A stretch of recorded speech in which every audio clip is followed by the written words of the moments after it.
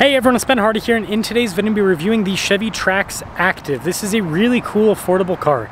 Before we get in this video, I want to give a huge shout out and thank you to the Larry Miller Chevy here in Provo for giving me some time with this Trax. I'll include a link to their website in the description down below. Also include a link to my car buying guide. Let's get into it.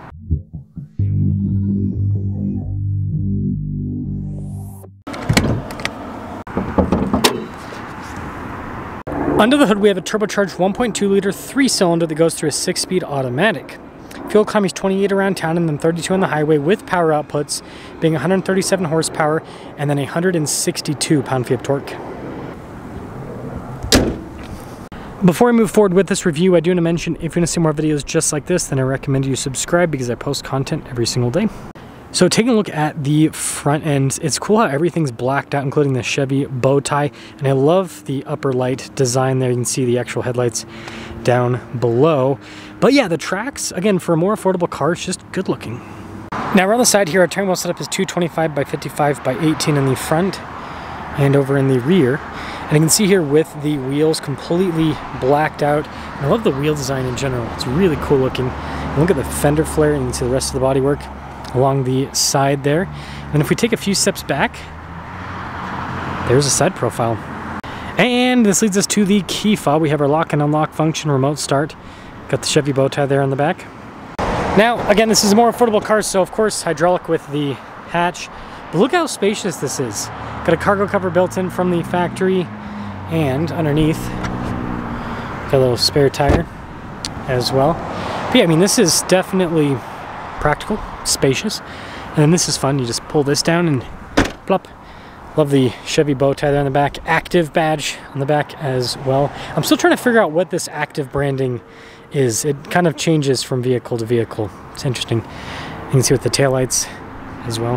But yeah, I mean, look at this. Overall, for a more affordable car, right, again, this competes against, you know, Honda, competes against Toyota with, you know, Corolla, Civic, so I don't know, I think it's kind of cooler looking than both of those.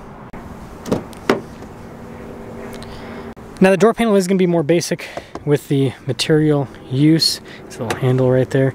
But what's not so basic are these seats. Look how cool these are. Nice material use at this price point, I think. Popping in. Legroom's good here in the back. Got a little storage area.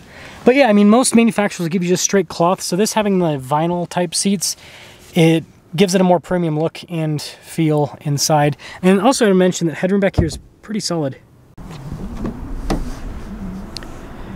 Now taking a look at the front door panel, it's not soft touch here, but it is right there with the stitching goes across. Funny enough, it's not really soft touch where you rest your arm. All of our window controls here, we've got the mirror adjustments. Let's quick look at the mirrors themselves. And then again, those front seats have the cool vinyl Activ on it. Kind of reminds me of the Zero too. It's even perforated with the front seats. That's fancy. Adjustments there on the side. Then we got our light controls here, and then this is cool with the trim. It's kind of fancy looking.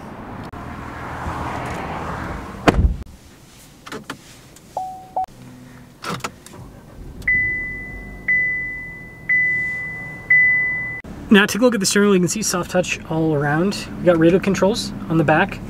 On the front we got practical controls like our voice command controls. We've got cruise control, heated steering wheel button too. And then you've got the stocks here on the back. And this is cool. Full digital gauge cluster with it. So kind of like a fancy piece of tech that this has. And something that I like about this digital gauge cluster is the fact that all the information is just displayed right there. It's really easy to read. Just a regular backup camera in reverse. Trajectory lines turn with the steering wheel. And then as for the rest of the infotainment system, quick response time with the screen. So, I don't know, easy enough to use with all of the controls. And I like how there's a physical volume control. That makes things easier. This is cool with the trim on the dash. And you can see how that extends over to the vent. And then a little climate control down below. Storage area here. You can turn off the auto stop start if you want. Also have lane departure. Shifter for that 6-speed automatic. And then you can see here with the parking brake down below. Looks like I got a friend. I did not notice that. Look at that little guy. Anywho, we got storage here. Center console. I guess we'll pop over to the glove box. Pretty good. And got a regular mirror manual dimmer, if you're wondering. And then no sunroof with this. Now taking a quick look at the window sticker, everything's standard equipment that we went over with this car. There's no options. Let's see. Yeah, 0 options, literally. $24,995, less than 25 grand. Brand new car, warranty, looks cool. Let's drive it. Well, Chevy, excuse me, Chevy Trax. Visibility, by the way. This is a cool, affordable car. I'm glad that we're starting to get more of these, and I hope that we get more of these cars on the market in the coming years. I think that automakers might do so because of the sales slump that the auto market is currently seeing, and then with new cars, where they're going to kind of realize that, yeah, the big expensive vehicles might have big profit margins, but you know, part of being an automaker is just moving metal. And I think General Motors really does understand that being an automaker, obviously, you know, as a company, you got to make money, but it's also about moving metal. And this is metal that can move. Look at that torque. I love this powertrain. Not so sure about the long-term reliability of a turbocharged 3-cylinder. I'm with you guys on that. But in terms of the performance, it's great. It's really torquey. The 6-speed automatic's fantastic. It just keeps it right in the power band. And so overall performance is just impressive. It does a really good job in all sorts of scenarios. I mean, look at this. Zoom in. This powertrain really is all about torque. Really is all about torque. But it's impressive. I like it. I think they did a really good job. And this handles well too. It's got kind of like that nice flat cornering feel. It's just a good ride overall.